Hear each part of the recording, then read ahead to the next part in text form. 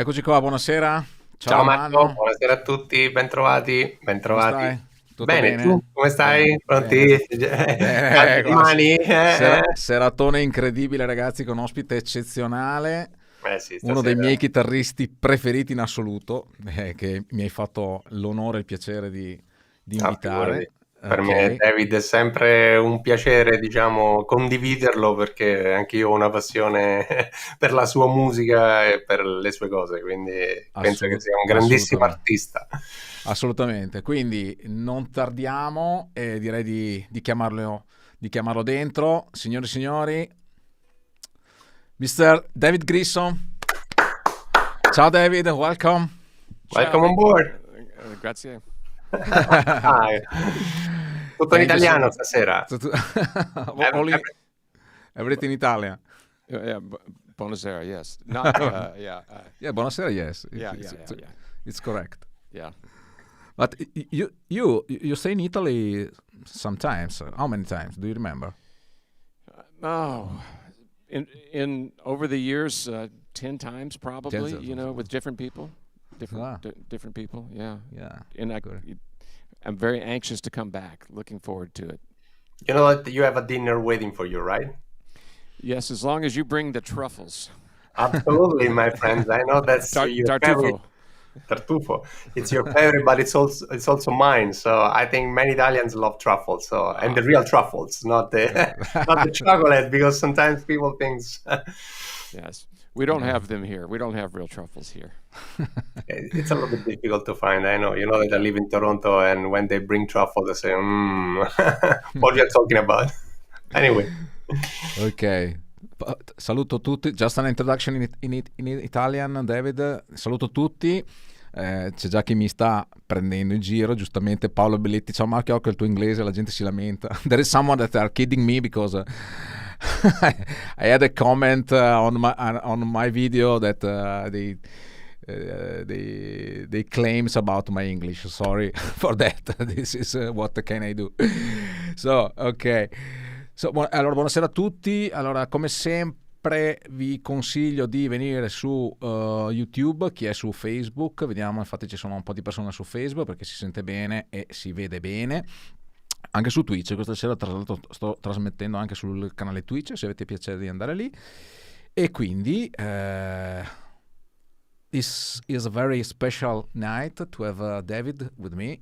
He is one of my favorite guitar player. I follow David since a really long time, and I love his playing, I love his sounds, I love his everything. So The stage is yours. the stage is yours as usual at FANTHOME. We can start to play immediately. Okay.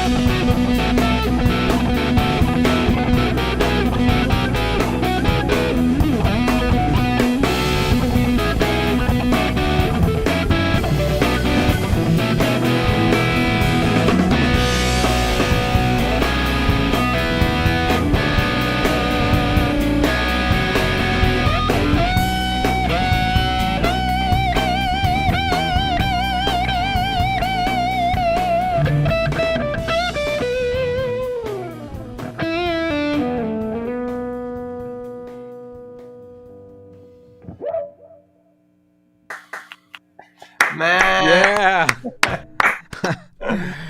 Wow. Did it work? Did Yes, absolutely. It worked amazing, David. I mean, sound Whoa, was perfect. awesome. Wow, I love this song. This song comes from Way Down Deep album. Exactly. The name is the title track is. It's called Skimming the Surface. Yeah. From the album Way Down Deep. Yeah, Way Down Deep. Yes. Go yes. figure. Yeah. Yes. Interesting concept, David. Yes, you know, it's really hard to put titles to instrumental songs. Yeah, exactly. And so this whole thing that I was playing, you know, this lick.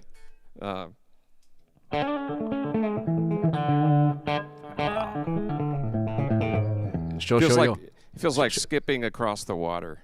Yeah. You know? And For sure, he's keeping a constant string. Yeah.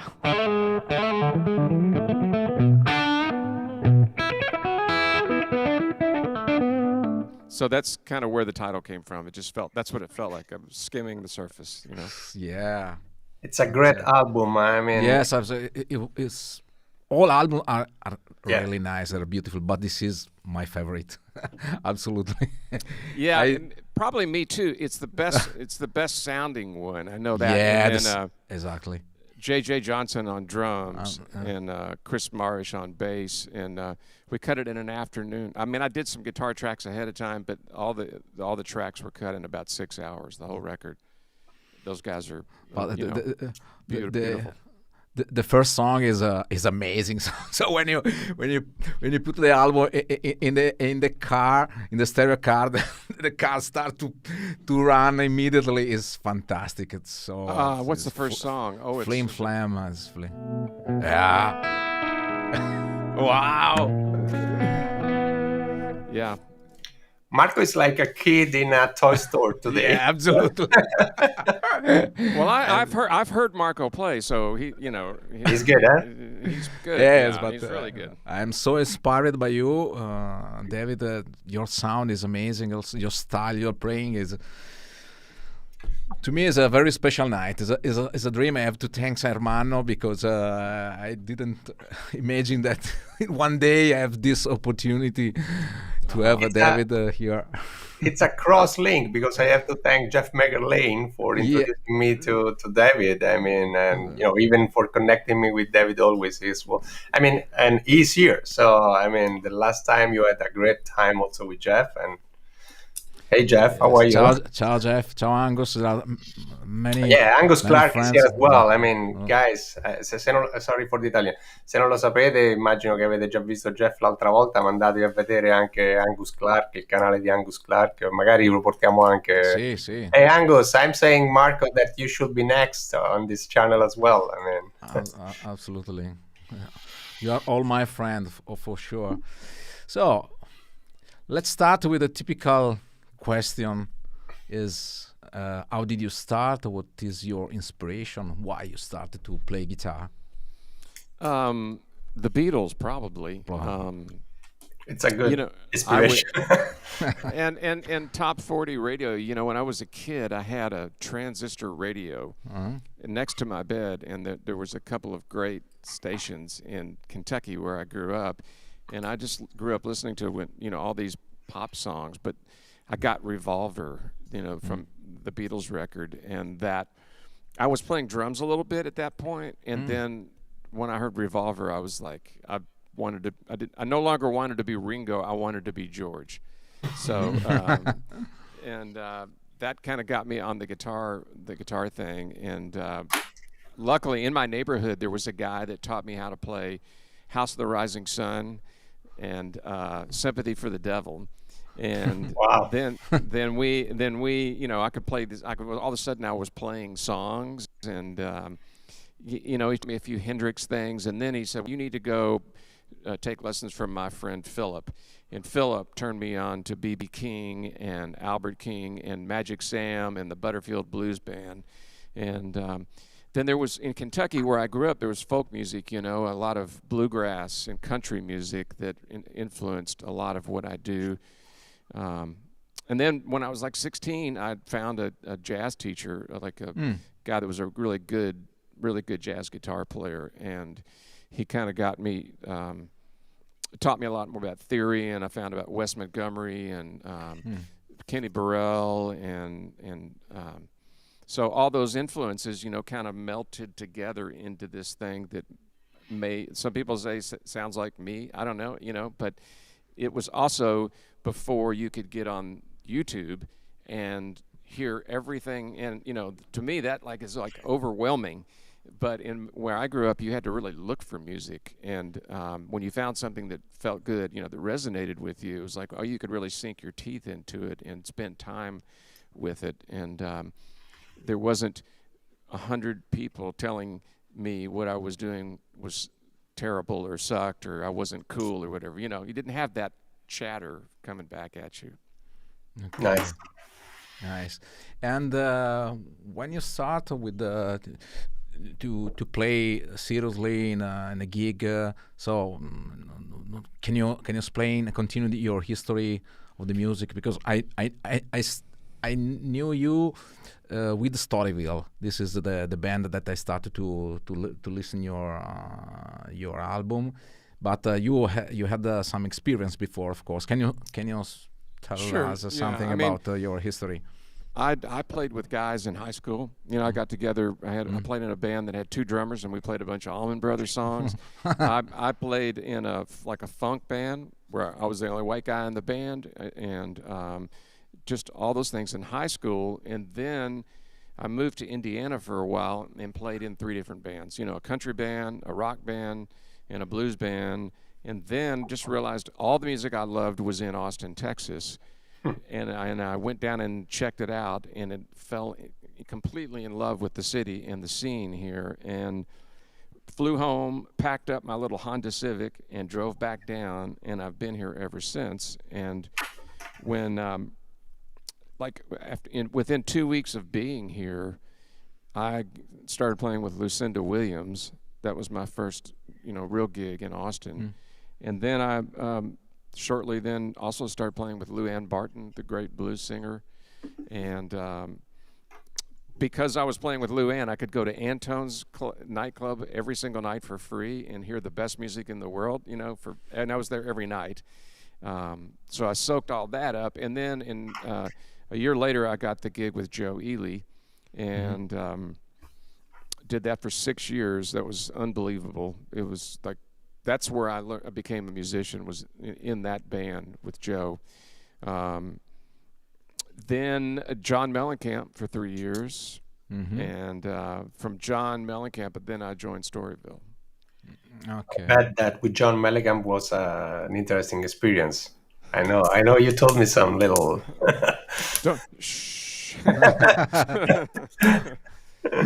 No, working with John was incredible. I mean, I learned things that I never would have learned anywhere else. And the way, not the least of which was, in the studio making records with John, he would bring in these 3-chord folk songs, and we'd turn them into these huge rock anthems. And his instincts and production instincts, to be a part of that and watch how he thought and worked was awesome. And all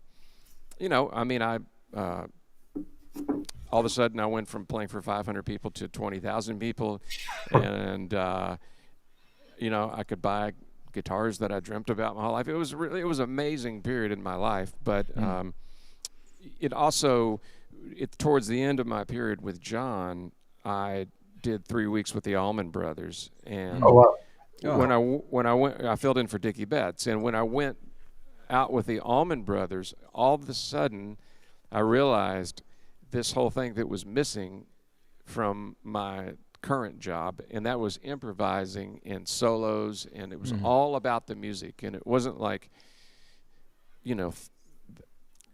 entertainment as much. It was just all about music, and so that kind of made me realize that I sort of had gotten away from that part of what drew me into this whole thing. And hanging on to that initial feeling, that magical feeling and spiritual feeling of when music is great, has been something I've worked at my whole life. And, you know, you get sidetracked from time to time. And to this day, we all, if we make our living playing music, we do a lot of things that are not the greatest things in the world. But in my case, I try to be really grateful for all of it, because I can always learn something. And especially in the environment we're in right now, to have a job is really, at least where I am, is really a good thing. And still be able to make, you know, it involves this thing is a blessing. Yes. That's great. And So, I was soloing with them. I'm sure that, you know, was interesting because, you know, when you are a kid, especially, you got your first, you know, important gig in front of 20,000 people. I mean, you know, shared the feeling with us, because I'm sure that, you know, a lot of people here will be interested in that part of the story as well.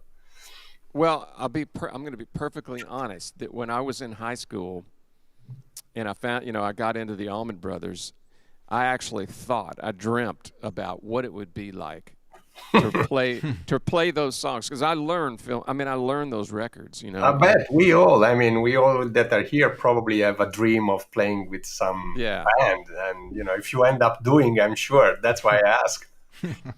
So I mean, I dreamt of what that would be like, and so, you know, when the way the whole thing went down was Dickie had to go somewhere for a while, and it was very fast. And long story short, they got one guy, didn't work out for one night, and I thought I'd missed. You know, I was flying home from some Mellencamp gigs, and I missed the call. So they got somebody else. He didn't work out. The next day, I'm just hanging out at the music store in Austin, and so they yell, "Hey, David, you got a phone call," and it's my wife, and she says, the Allman Brothers called back. They want to know if you can be on a plane in 3 hours and play with them starting tomorrow. So I ran home, got my guitar, packed up a little suitcase, and I flew to Washington, one of the Washington airports, I don't remember, and got in at midnight, and the tour bus pulls up. And I get on the tour bus, and there's Greg. He says, "Hey, man, how's it going?" And I said, "It's going pretty good. Yeah, to be honest with you, it's pretty darn good right now." Went to sleep, got up the next day. We did a 45-minute sound check and rehearsal, and that was the last time we ever did a sound check or a rehearsal for the whole 3 weeks. So we just I had always learned Dickie's parts when I was in high school, and I was just breathing this incredible sigh of relief that Warren was playing Dwayne's parts, so that, you know, all those harmony lines, like I didn't have to like transpose and play a different part. But it was, you know, when I tell you when it really hit me, the two times it really hit me was when we started out the first night with Statesboro Blues. You know, but and I'm like, oh, that song, it's like you know, it's like, oh, it's really happening. It's really happening. And then the first time we played Dreams, and I'm standing right next to Greg, and so I hear the Leslie, you know, from the B3, like it's in my right ear, and we start playing that song, and you know, it is surreal, totally surreal. And you know, with Butch Trucks and J-Mo, that rhythm section is a total one-of-a-kind, organic, beautiful thing that has the ability to do the whole Bitches Brew, everything for Bitches Brew to be this big freight train. And I don't know, man, it was top 3 experiences I've ever had. It's like you were on the stage looking at them and listening at them, but you had to play. You were there. And so check this out. The first night after the gig, Warren Haynes said, "Hey, man, play longer solos." And I'm like, nobody ever told me to play a longer solo. No, nobody ever told me to play a longer solo. But, you know, in Dreams or Elizabeth Reed, you know, I play a 5-minute guitar solo, and 20,000 people would applaud. It's like being at the Village Vanguard, you know, like a jazz concert. The audience really listens. And it's again back to the music, and so it was pretty incredible. It's incredible. And what is the year in which year? That was 93. 93. Okay. Mm-hmm. So, and after this experience, you start immediately with Storyville, or? Yes. I had after I left Mellencamp and did the Allman Brothers and then left Mellencamp, I had 2 offers, and one was to join Rod Stewart's band, and the other was to do Storyville. Yeah. And one of them paid about 10 times as much as the other one, and I bet. And I'm quite sure it was not the Storyville in terms of cash. Storyville. Me and Chris Layton, the drummer, spent 5 years driving a van back and forth across the United States. We knew where the good restaurants were in Arkansas. And it was like, back and forth, back and forth, back and forth. But I felt like, and this is something I picked up from Joe Ely early on, was that you got to make decisions with integrity, and you've got to, ask yourself, what do I want to be doing down the road? And I figured that if I joined Rod Stewart's band, he's great. I mean, some of those early records are iconic, but I was going to be in a cover band again. With Mellencamp, I got to stretch out a couple of times, and I got to play on the records, so that was a whole different thing. But with Rod Stewart, I felt like it was going to be a cover band, and I was just going to be doing it for the money. And I thought the Storyville, with this incredible vocalist, another great, a great guitar player to play off of, and then the Double Trouble rhythm section, I got to do that, man. I got to do that. And we didn't make a lot of money. We didn't get hugely successful, but I learned so much, and I really became more of a songwriter during that period. And so I'm sitting here today still having a career because of those decisions, and it's just, it could have gone either way, and I think that it's just, you've got to, I've always tried to take a long-term view, like where am I going to learn, which situation is going to challenge me and teach me, And that for sure, that was the best decision, because now we have the David Grissom that you are. So, and we're happy with that. Absolutely. Well, thank you. And the Storyville still exists, or no, long gone. No, we haven't played a gig for years and years and years and years. And you have to kind of, bands break up, and then everybody does their own thing. And like, again, back to I love Storyville. I'm really proud of the work. I wrote some good songs that I still play from that era, and I'm friends with everyone. But I feel like I've done that, and from here I just kind of keep exploring where does the road go next. And for me, that involves just to continue to sit down with the guitar on a daily basis and to sort of try to play myself into something that might be unique to me, and that's, or find a cool riff, another great riff. And you always have a great riff, by the way, David. Let me tell you, what is surprising, not surprising, it's the wrong word probably. What is interesting, that it's in your music there is always an amazing riff in some way. Yeah. Because people, especially now, especially guitarists, they're looking for very complex music. Let me say, in a certain sense, yes, there are blues players. We all know.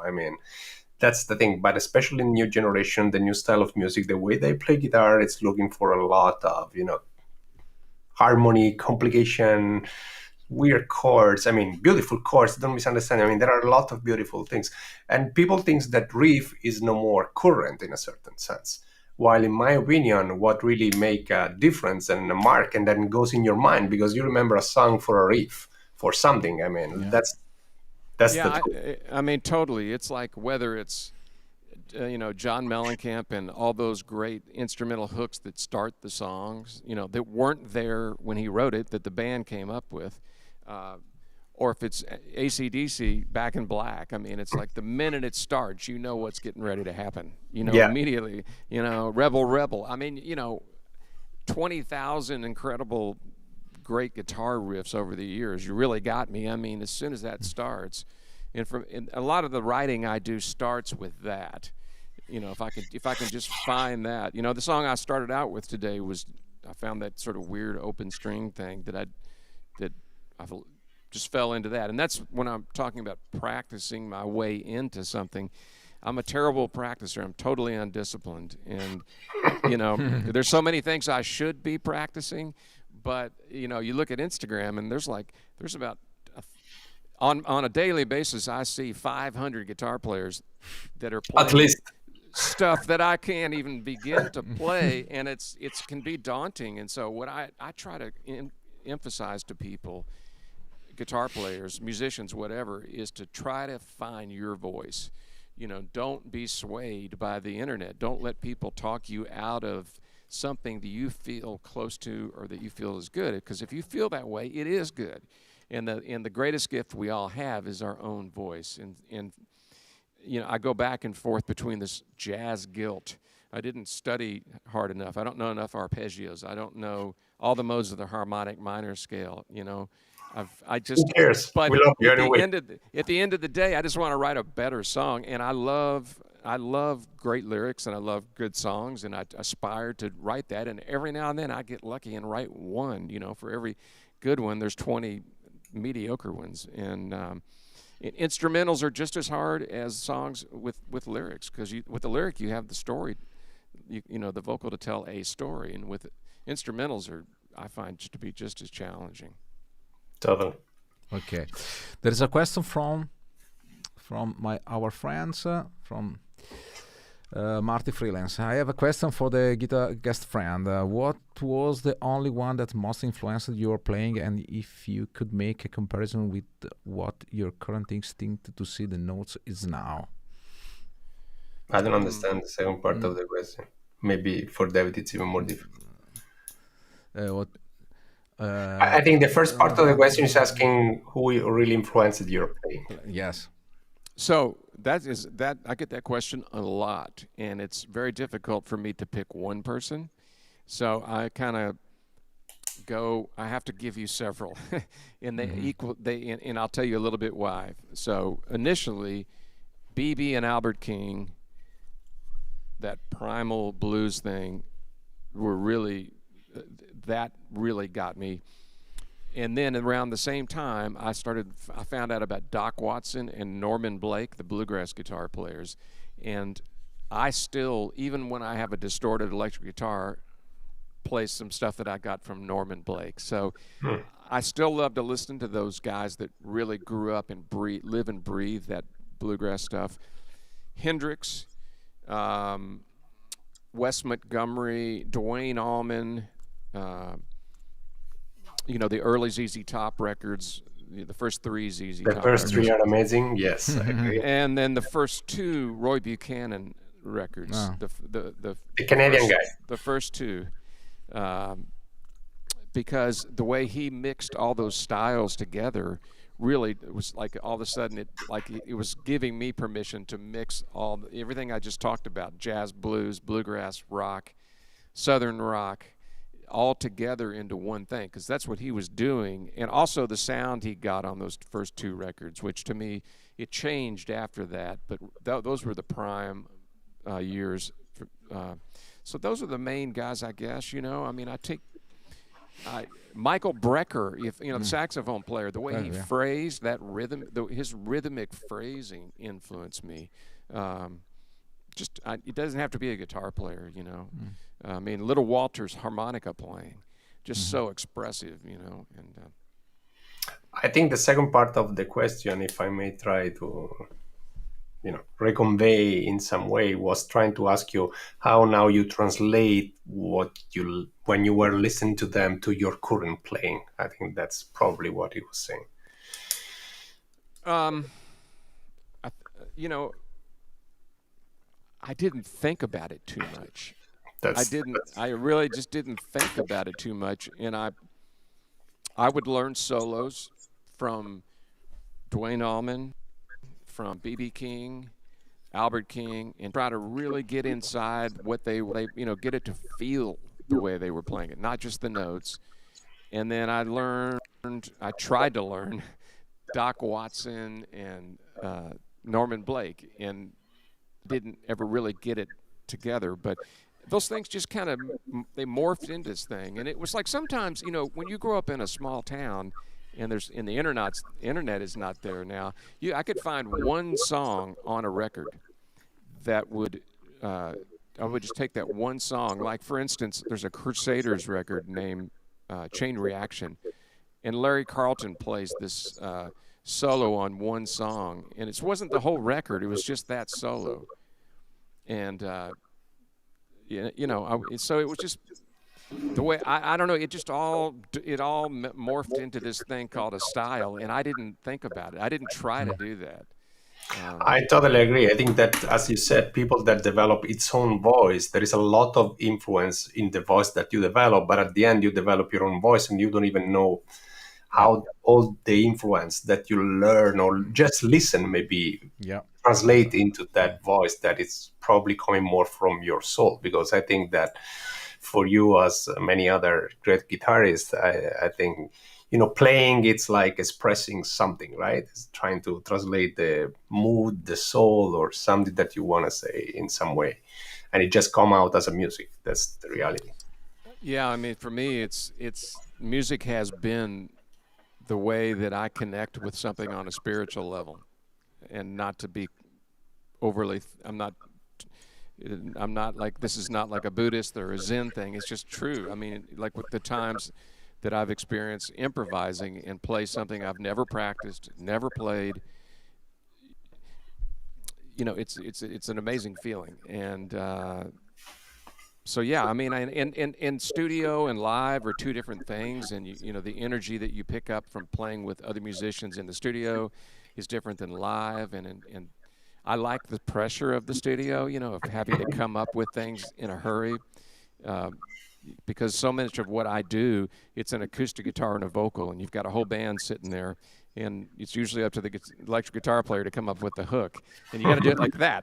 So I like that energy, I like playing with great people in the studio, but live is where it seems like, you can almost feel like, on a good night that you're like a couple inches off the floor, and that's a wonderful feeling. It is. Great. So it's time to play again. What do you think? What do I think? I think that I'll play again. Okay. Yeah, we love that. So I'm going to do another song off of Way Down Deep, I think. Yeah. This is a DGT that's tuned. It's tuned down a whole step. Oh, that's cool. So we have time to speak about this guitar, because but this is one step down. Yeah, the whole guitar. The whole guitar. So this is and okay, now I'm curious, because you mentioned, okay, tell me the size of the string, because do you use the same string 10 or did 12, you 12 to 54. Oh, yeah. Okay. 12, 15. Okay.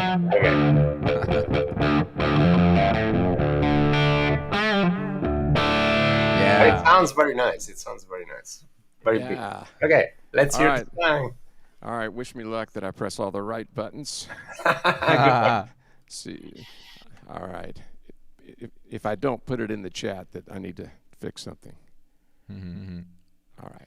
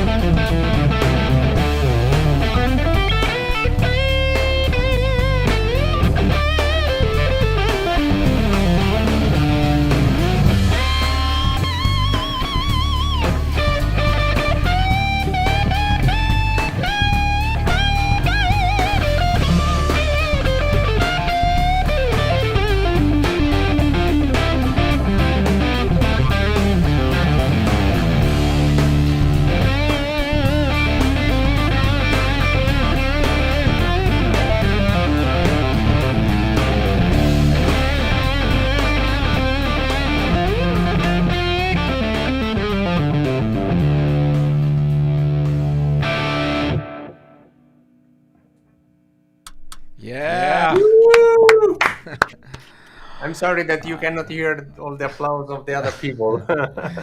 Yeah, amazing, amazing.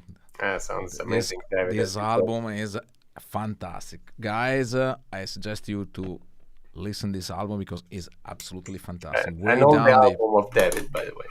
Yeah, yes. The album from 2011. Way Anyway, down we deep. had to go back and change your sentence where you said that you don't know arpeggio because you played a fiddle during that solo. So you were I just like, don't know what they're called. I don't know what they're called. who cares? Yeah. Amazing, amazing.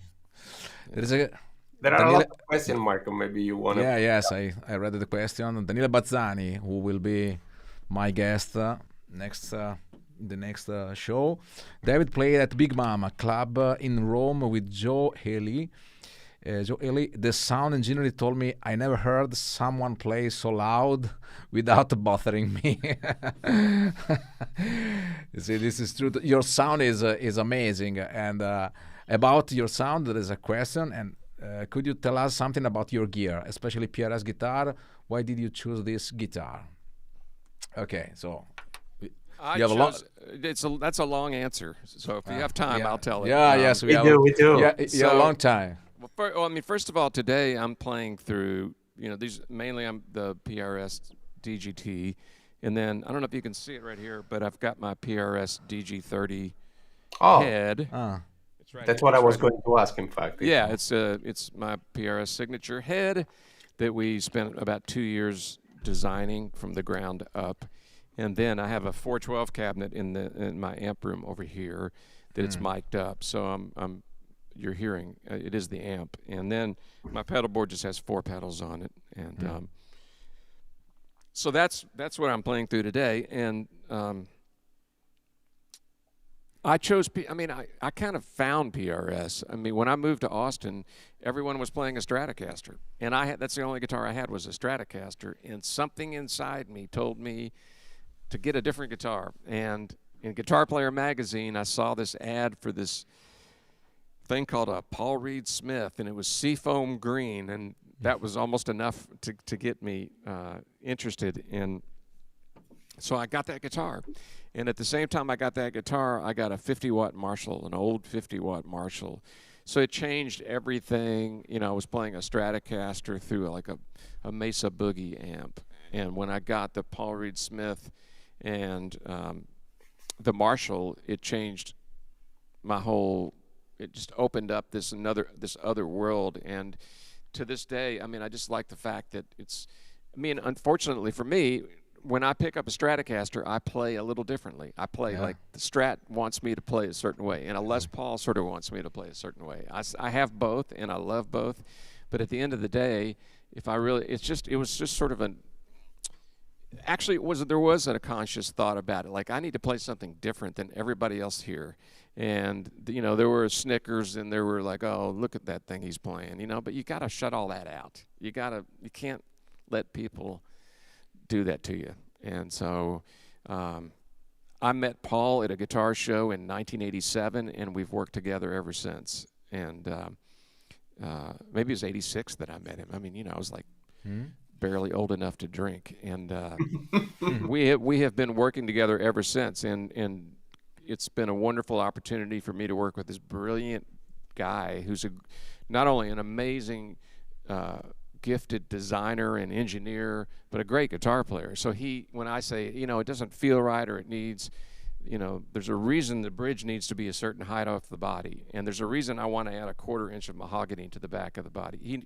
He knows exactly why I'm saying that, and he gets it, and we've had a wonderful relationship, and that's just. He still have his band, right? The Paul Reed Smith band, I think. Yeah, he still has a band. Yeah. Yeah. Yes. Tell us a little bit about the story. How you come up with the idea of making your own signature guitar. Exactly. And I know that you start from something. So, which one the guitar that inspired you in the PRS, and that you added then how you came out with the DGT? Well, I started out with the stock models that they had, and then The McCarthy. No. The standard, I had a seafoam green that was all mahogany, and then a gold top that had the maple top, and One was a standard and one was a custom. And then in 1990, maybe 1991, when I was working with Mellencamp, I made a request with the artist relations person at PRS. I wanted a guitar that sounded like Duane Allman at the Fillmore, that record, that tone. And so that what that, to me, the difference was that there was more bottom end, a little less mid-range, and a little clearer sounding. And so I designed this guitar. We came up with all these changes on it, and they made it, and they delivered it to me at NAMM in 1992, and a lot of the dealers there was like, oh man, when can I get this one? And so Paul said, do you want this to be your signature guitar? And I said, man, nobody wants a guitar with my name on it. You don't need to do that. And and so... And now one is here, and I know other people here in this room that have more. So, well, but that was way before this. And I so know. that guitar, that exact guitar, became the McCarty model. And it was a great opportunity for Paul to sort of pay tribute to Ted McCarty, because a lot of the things I was looking for and trying to get were sounds that were created during his tenure at Gibson. And I have a 1959 ES-335 that's probably my all-around favorite vintage guitar, and the pickups in it. We spent 2 years trying to get pickups that sounded close to those PAFs, and not all PAFs sound the same. It's kind of a crapshoot, it is. Sometimes you get lucky. They were wired, and nobody know exactly the number of wire how long was, so they all were all sounding different. Yeah, that's great. That became the McCarty model, and then I kept tweaking on that, and change this and change that. And then I'd go to Nashville and I'd hand it to, one of the other great, whether it was Kenny Greenberg or Pat Buchanan or whatever, what I was playing at the time, these modified McCartys, and they were like, well, if I could get this, I'd play one of these. And so it just got to the point where there were so many changes and tweaks that we did decide to do a signature model in 07 or 08. And I'm still playing it. If I had something I liked better, I would play it. But I don't. I play other guitars, and I'm going to play some other guitars today, just for fun. But 90% of the time, this is what's in my hand. Yeah, but what is the most important difference from the standard model? Well, this guitar is sort of the PRS for people that don't like PRS guitars. It's the most vintage-inspired, I think, model, and from the pickups to the neck shape to the neck shape, it's a big difference. It's I just really, and you see me a lot of times. I prefer the moons rather than the birds. I'm just like things to be more simple. There's beauty in that, and so I have some that have birds, but the other thing was we made 2 prototypes, and we made one with the trim and one without the trim. Which this is like the best tremolo I've found. It lives between like what a Bigsby. You can do the Bigsby thing, and I never wanted to have a Floyd Rose, but you can do more like of that stuff, and it still stays in tune. So anyway, we made 2 prototypes of the same wood and everything, and the tremolo sounded better to me. There's a liveliness and airiness that from the springs in the back of the guitar, so that was a big part of it. And I'm constantly using the bar in the most subtle ways,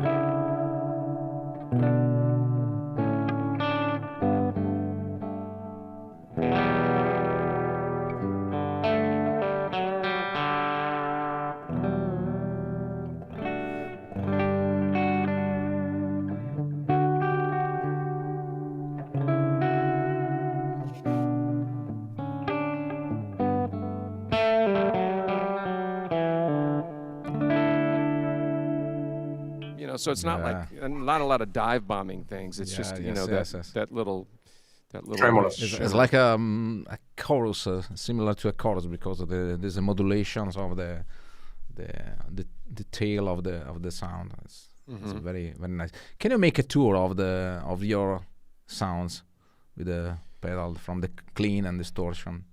Yeah, sure. So I'll turn every pedal off. Yeah.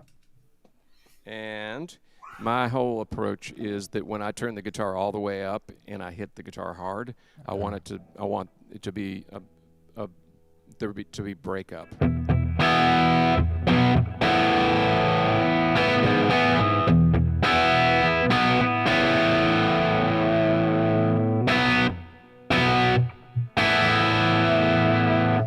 So I'm hitting it hard, and I have it turned all the way up. And if I turn it down a little bit,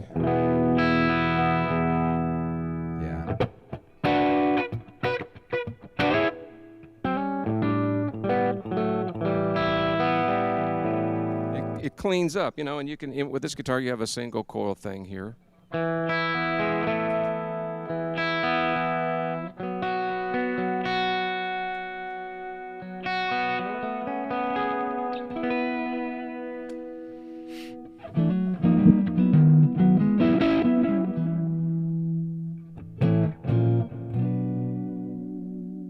Wind Cries Mary in a minor key.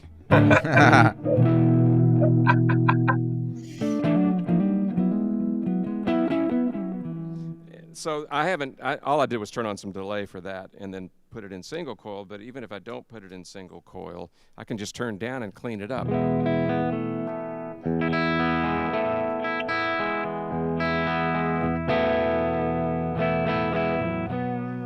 And so for me, even when I'm using a clean sound, like if I'm in a session, I probably will lean over and turn the amp down a little bit to clean it up even more, and I might put the bright switch on. But live, you don't have time to do any of that stuff. So people are just, it's an interesting way. It's sort of like a channel switching amp without a channel switching amp. And for me, I just need to start with the right tone. And if you have the right tone to begin with, then pedals enhance all that. And I've never been fond or successful at using pedals to make up for what was not happening at the amplifier. So it's really got to start with the guitar and the amp. And for me, and it's the hands. How hard are you going to hit the guitar? I mean, I have guys come, friends come over and play this guitar into the same settings, and it doesn't sound like that because they're not hitting the strings the same way. You have to make those sounds. These things right here are just a microphone. They're picking up what you put out. And when I do clinics and I show people I just walk around the room and let them hear the electric guitar without it plugged in.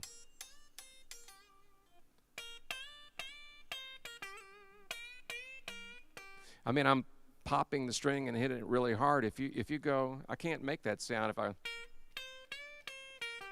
just with a pick. I mean, I can't. So you learn to make these sounds, and if that's why a lot of times I'll just practice without an amplifier and get in tune with the guitar and all that. But from there, I mean, just this basic, really nice organic sounding amplifier. I have an overdrive pedal and a booster. And then I have this Shure Alexa that has like my Arion chorus. And then it has a pitch vibrato. If you want to do the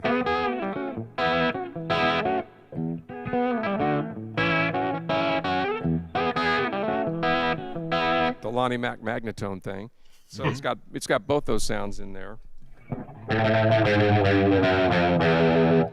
And then a Strymon El Capistan delay, and a tuner. Okay.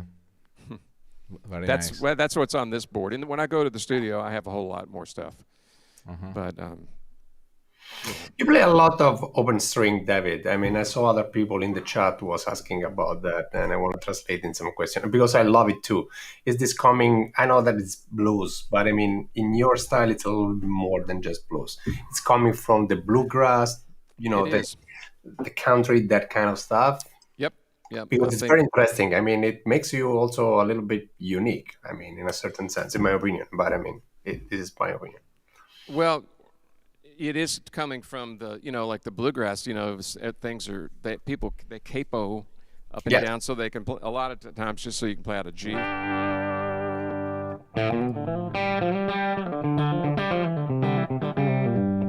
Yeah. Those out of G, the G run. Yeah. Got to know that to play bluegrass. Yeah. And so, I mean, the thing about guitar, for me, that gives each key has a unique personality that is in large part predicated by how many open strings are there and how they can be used. Interesting.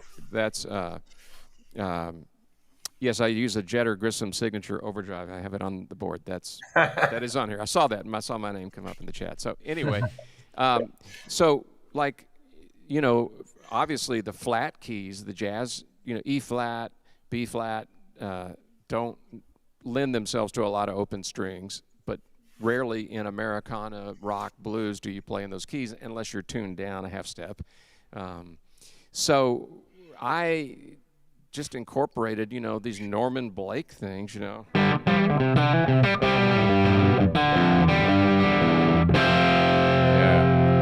He would hate it if he knew that I connected his name to that tone.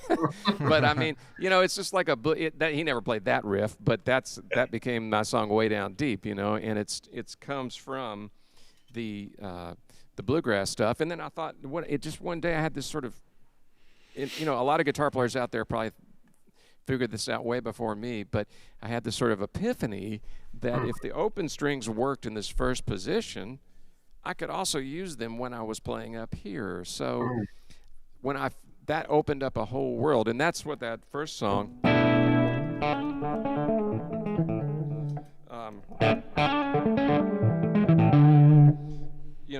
I mean, in B Dorian, B minor 7, B minor 11, everything but the G string is a legal note, and so that but like just in a simpler sense, in the key of G,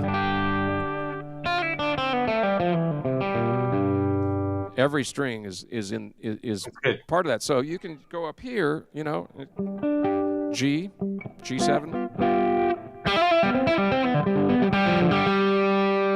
All those strings.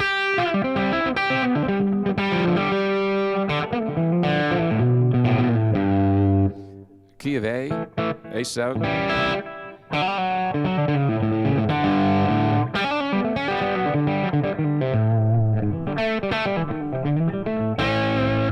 I mean, it's just.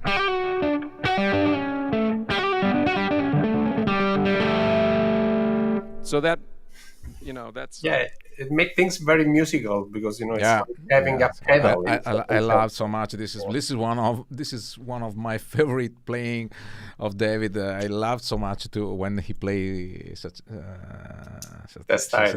I think that's really unique for you. I mean, I have not seen many other people playing this way. Yeah, I mean, there is a lot of people that play hybrid, but I mean, the way you mix the open string with the rest, with your hybrid, I think that's really cool. Yeah, I mean, I kind of got it from, and it also started, in the key of E, obviously.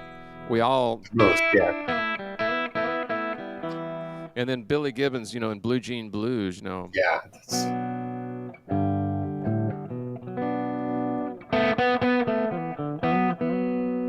Just that lick right there was like... Yeah. Once I figured that lick out, I was off to the races. And then it's like you're in the key of B.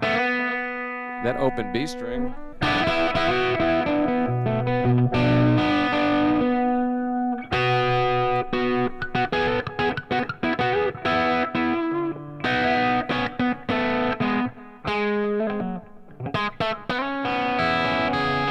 And then I tried to get chords that incorporated that.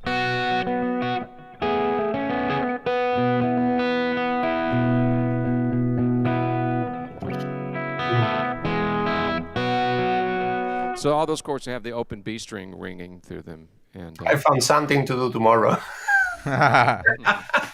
Yes, try to scoop some of the stuff. It's great. It's great to see how does it play, because when I listen the album, is the playing is amazing, but to see to see directly what you are doing is fantastic. It's a very, very nice playing. So you can play another song for us. What do you Okay, think? so Okay. yeah, so since we're talking about open strings, I'm going to play this song, and this song is in C sharp minor. Where are the open strings in C sharp minor? Okay, I know it's a question, but I mean, I'm going to give you a very I'm going to give you something to think about here, because you know this Blue Jean Blues thing, yeah. or in E.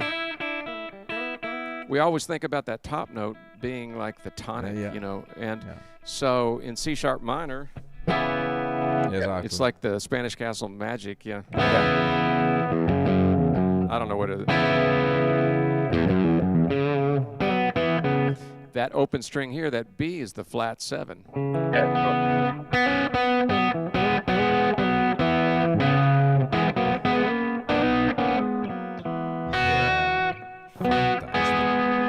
So you're really playing in the key of, you know, you can think about it as the key of B major. It's C Yeah, sharp exactly. Dorian or D flat Dorian, however you Yeah. want it, whatever you want to call it. But so I'm going to do this song that was basically, I wrote the song because I got, again, you know, I can't emphasize enough the what has worked for me, and that is playing my way into a song or a technique or a sound. And that was what happened on this song, is that one day I was just playing and I realized that,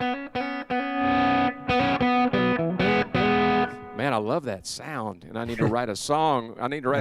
And so I just kept playing and playing, and I got this drum loop going, and over the course of a couple days it all came together. So I'm going to play that now. It's on my very first record, and it's called Lucy G, and I'm going to try to turn everything on correctly. Yep.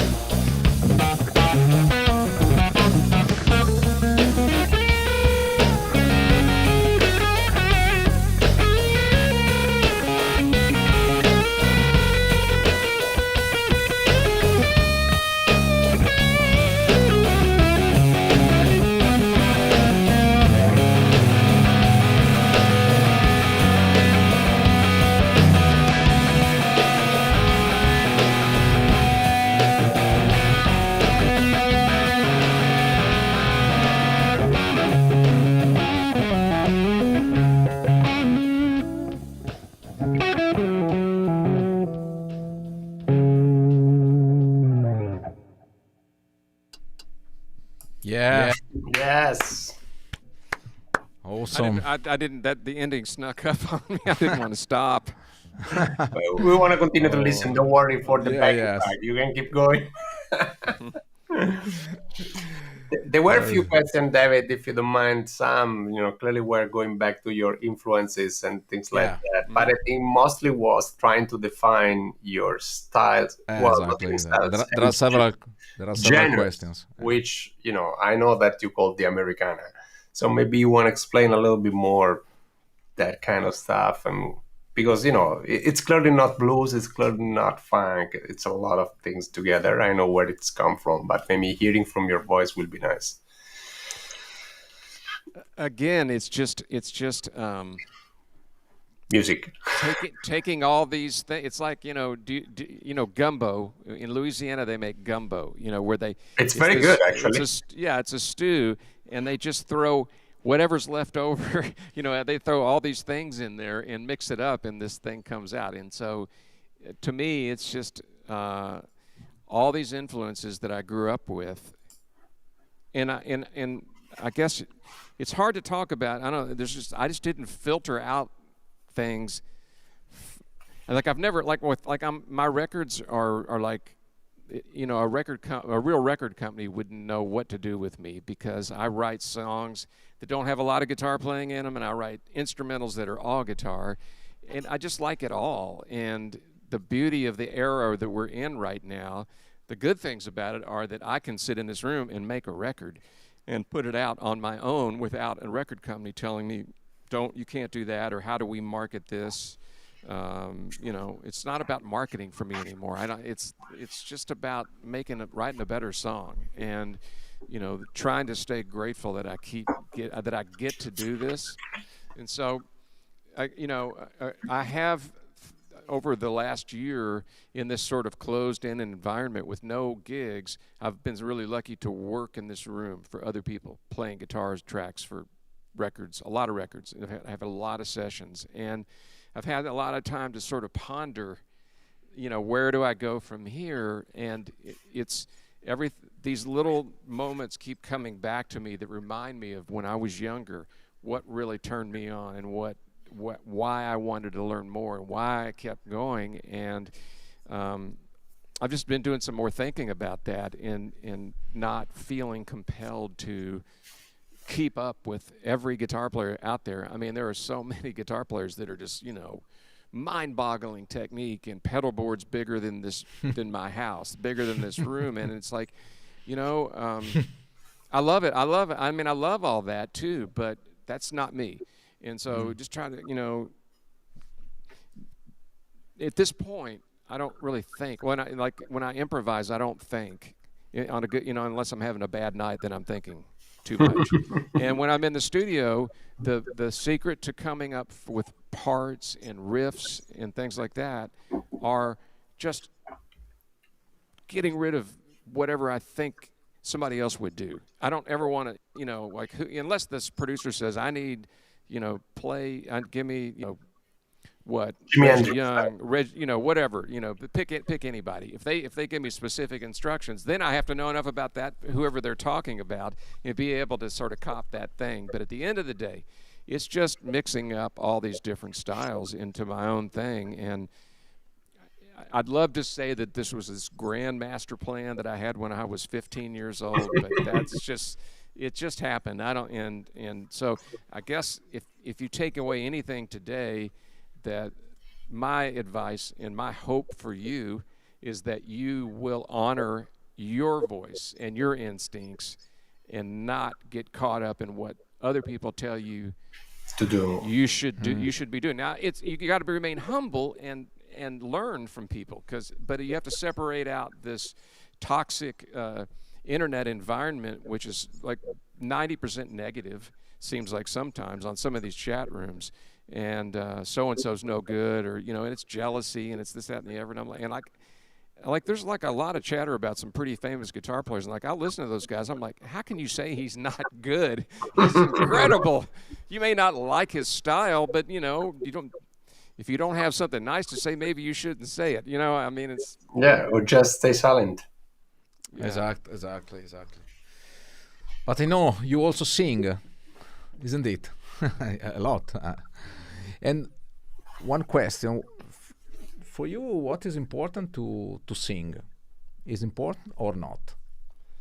Well, what is I your mean, opinion? I'm a songwriter, and so I've spent a fraction of the time working on singing that I have on guitar playing. It's not even. I just want to be able to sing the songs that I write, and that's a Yes, big it's important. big part. I mean, that's the whole thing, you know. And This is I'm very not important.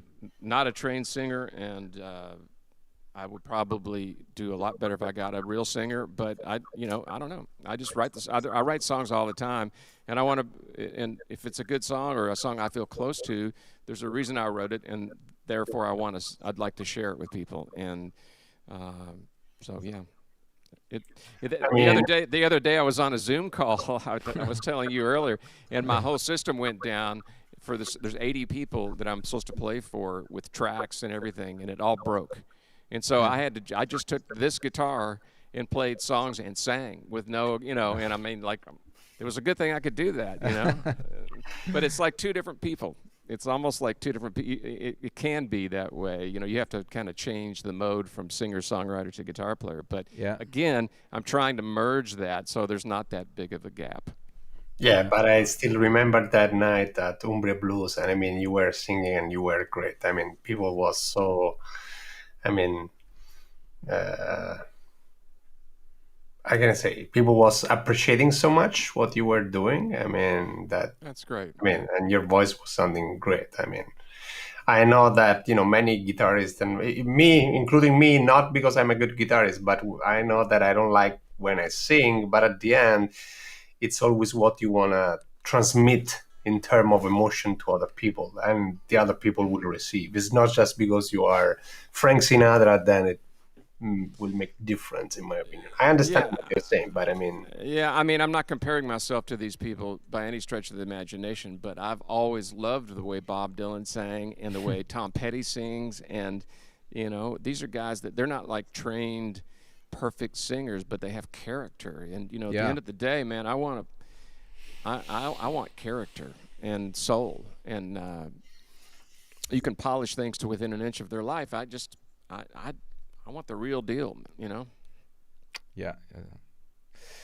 And can you sing for us now? Oh. Why not? I'll do one. Because some people start to say, why not? To me, it's really important to sing. Really? Yeah.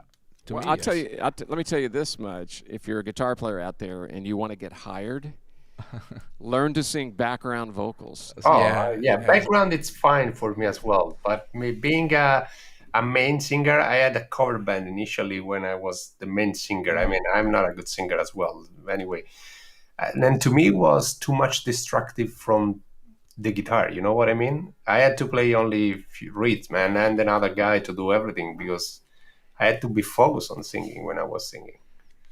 Yeah, I just say focus on the guitar playing, and whatever comes out of my mouth is what you get. I don't know. But if you can sing background vocals, you'll get hired. Over the guy because everybody's if you're auditioning for a gig, most people are really good if they get to the level of the audition. And so if you can offer these other things like background vocals, and certainly if you're a nice guy to hang out with and you're not messy on the bus, all these things add up to the secrets of getting the gig. Or you can drive the bus. Yeah, I'm not doing that.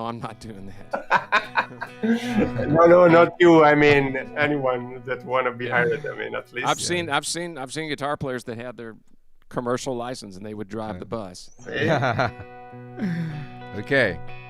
All right, I'll do a song that I wrote when I was in Storyville. Yeah. That I still play, and it goes like this.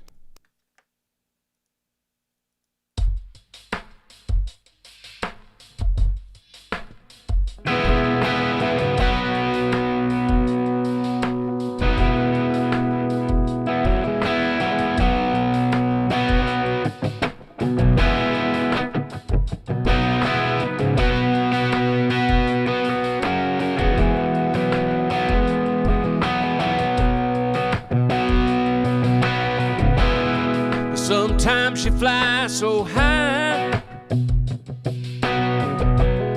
you can't find a place to land. You got money in the bank, a drink in your hand, but when the love gets low, someone's gonna lose. Our love is drifting. It's a good day for the blues. Yes, it is, yes, it is, yes, it is. When you shuffle your cards, you always see a winning hand. When luck is on a roll, yeah, yeah, you never have to take a stand. But when your chips get low, you know you're gonna have to choose. Our love is drifting. It's a good day for the blues. Yeah, it's a good day for Bobby Blue Bland. For the thrill is gone, and magic sand.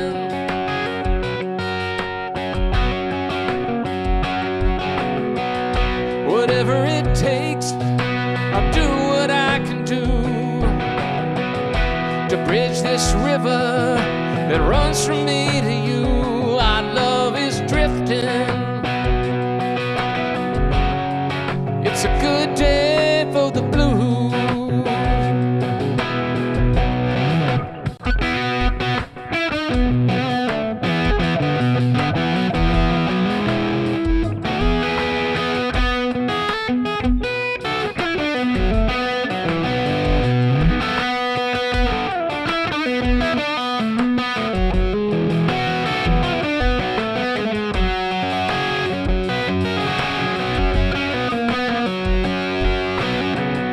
Whatever it takes, I'll do what I can do to bridge this river that runs from me to you. Our love is drifting. It's a good day for the blues.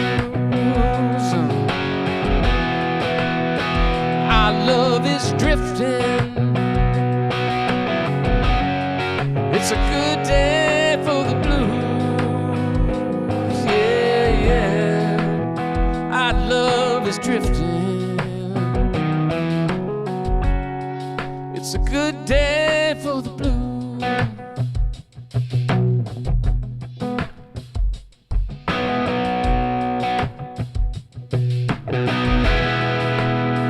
Yeah, it's a good day.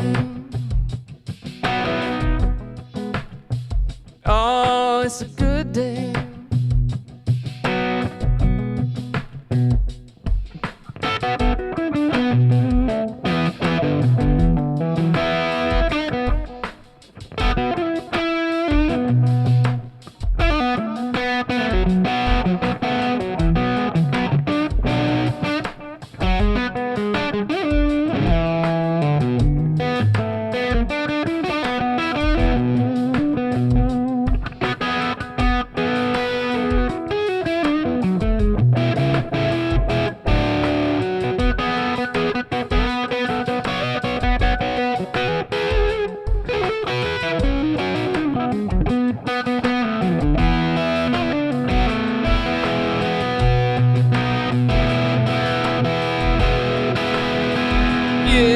It's a good day. Oh, it's a good day. Yeah, it's a good day.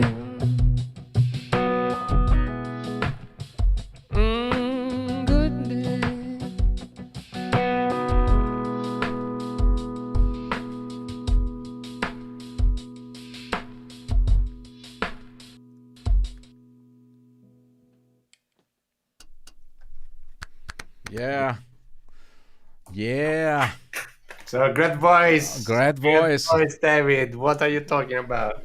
I put a comment from my friend Simone Sello from Los Angeles. Great song, awesome delivery. Thank you, Simone.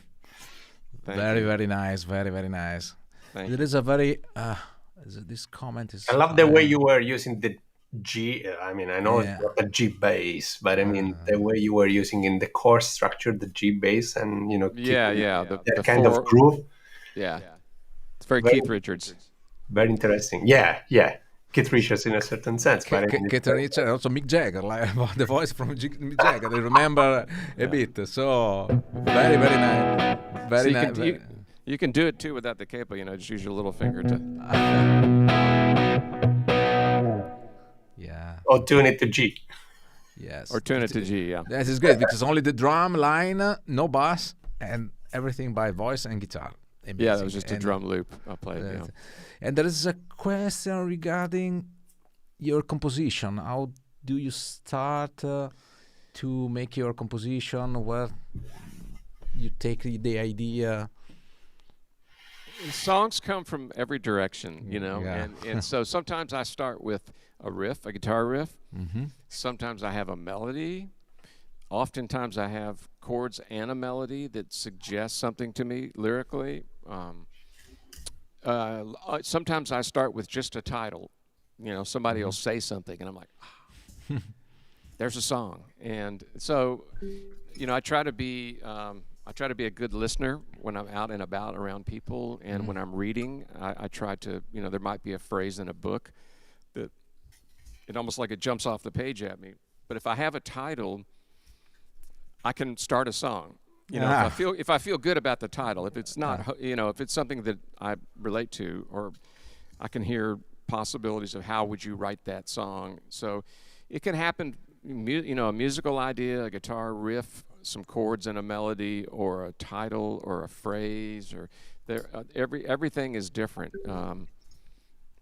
So again, coming back to writing instrumentals, it can be harder. It's one thing to come up with a guitar riff. It's another thing to take that riff and then write an entire song that keeps your interest, that has different sections and everything. But if I get a title, I do this a lot with other, especially when I co-write. Somebody, you walk into the room with someone, and sometimes you don't even know them. It's like a blind date, and the first question is, "You got any ideas?" And say if somebody has a title that we both like, it's like, cool. Now we can write that song or get it started. So the songs come from everywhere, and a lot of it is just being open, trying to get your antenna up high enough so that you hear whatever.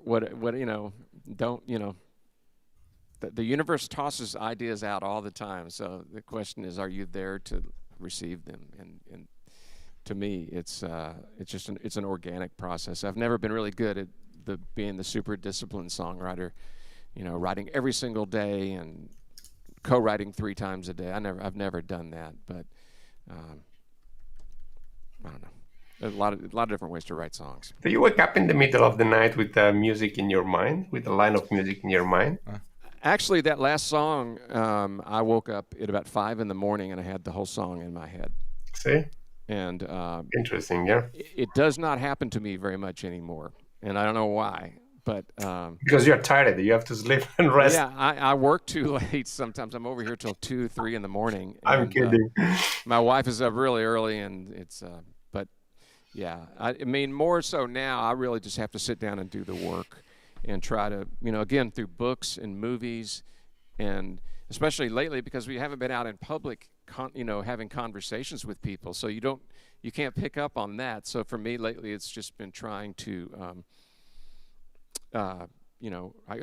Movies and books inspire song titles for me, and musical ideas sometimes too. I have a hard time watching certain movies because what's on the screen starts a song in my head, and I would wager that over half the movies I've watched in my entire life, I couldn't tell you what they are about because my mind goes someplace else, and it's cool. Interesting, yes. Very interesting. Okay, so because I know you have to this night you have a gig. and you have to go. It's time to make a jam, and I am honored if Marco is eager to jam every time every time the main point of FANTHOME is to make a jam. So we can start with a blues like this. I check my guitar. To me it's a big honor to jam with So Oh, there's a little bit of a time lag Yeah. with what I'm seeing you say there. So we'll just if anything's weird, just stop. But I think the audio is fine. yes. All right. Okay, you can take me off the screen if you want, Marco, maybe just to save bandwidth.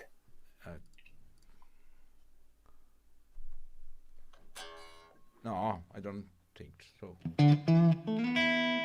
Okay, I take off you.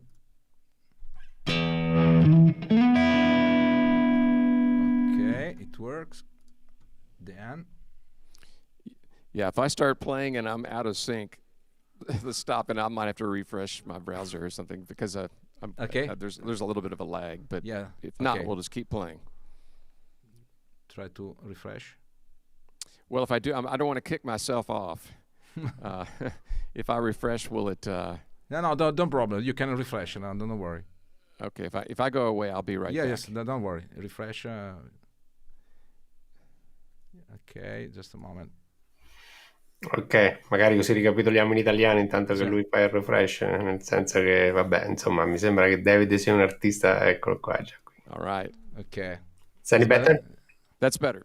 Okay. Yes. Cool. Okay. Have fun, guys. All right. I'll play. Okay. Key of E. Yeah.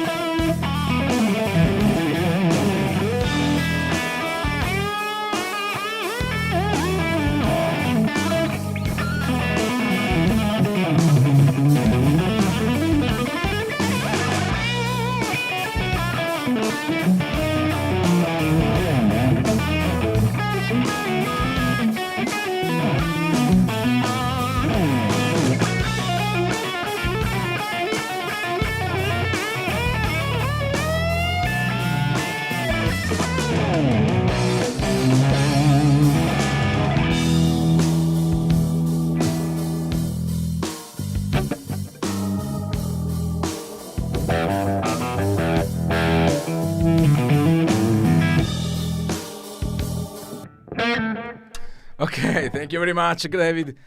Thank you so much. Oh, thank you very much. Thank you. Okay, now fun Marco owes us a dinner at least. Next time in Italy. Hopefully Yes, it's not Next too time long. Italy, absolutely. Okay, I offer the dinner. I will offer the dinner. When you were saying that you had a dream about playing with the Allman Brothers, I think Marco was dreaming when he was young to play with the GRISSOM. So you made his dream come true. The dream come true. Yes, exactly. Well, maybe we can do it sometime in the same room. Yeah. Why don't you over- come over in the studio? I mean, when you were here, I mean, you remember the rehearsal room that we had, and that was my mother-in-law house. Anyway, now I built up the new studio. This is really amazing. You should come back. I definitely should. I know. We have a lot of things to share again. Yeah. Okay, thank you very much, David. Before you go, can you play another song for us? The last song, and then the last one, or Okay. you want to play the different guitar, the double I'll play a neck? different guitar. You want me to play the double neck? The one you want. Yeah. I mean, we don't want to force you to do anything that you don't want. I could do a Telecaster, more country thing, or I Oh could do yes, I love that. the double neck. Oh, sorry, guys. Which one?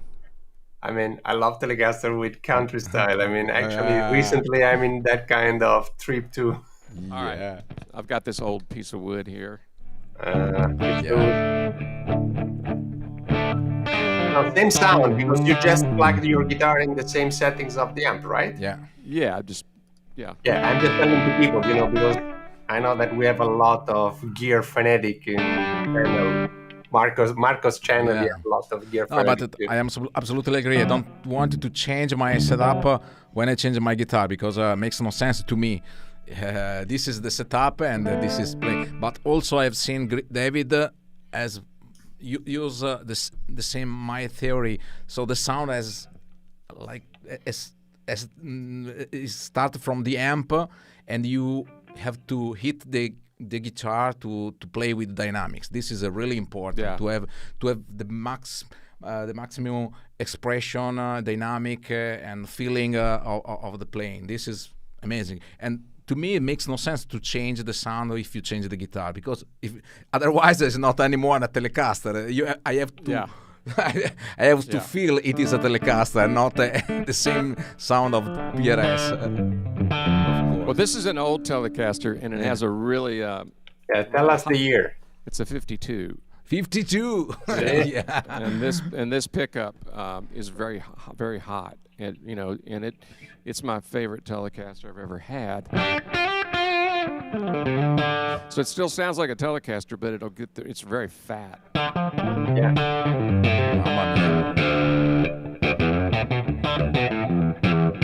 It's almost like somewhere in between a P90 and a Telecaster, but I love this guitar. So Yeah, it's a little fatter than usual. Yeah. It's big sounding. So I'll play this song? Yeah. All right.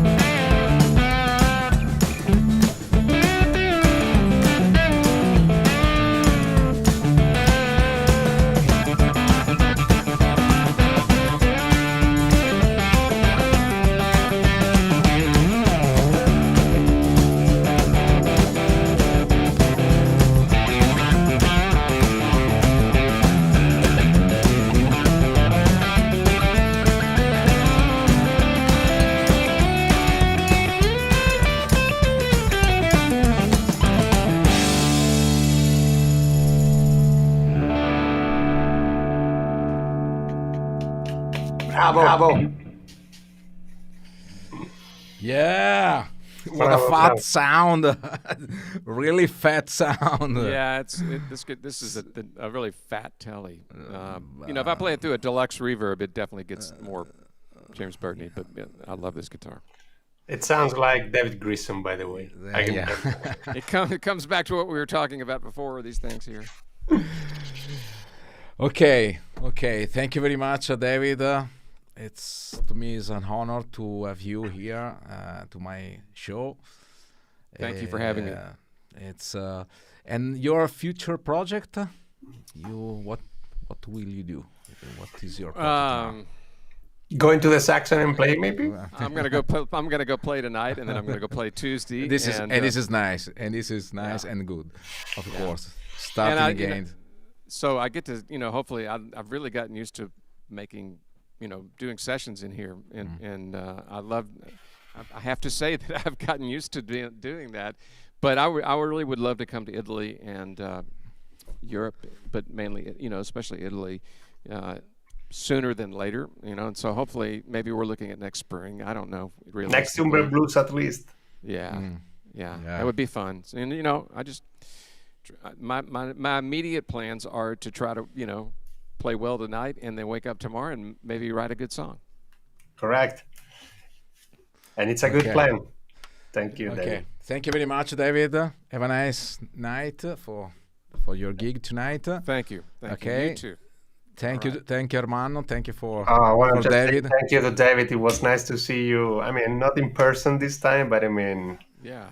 Okay. You have a special place in my heart, right? Absolutely. Me too. Thank you. It's great to see you guys. Thank you so much. Okay. Have a good night and have fun at the gig.